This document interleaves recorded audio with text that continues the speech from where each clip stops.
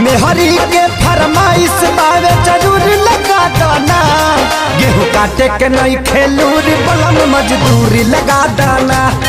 गेहूँ काटे के नहीं खेलूरी बलम मजदूरी लगा दाना।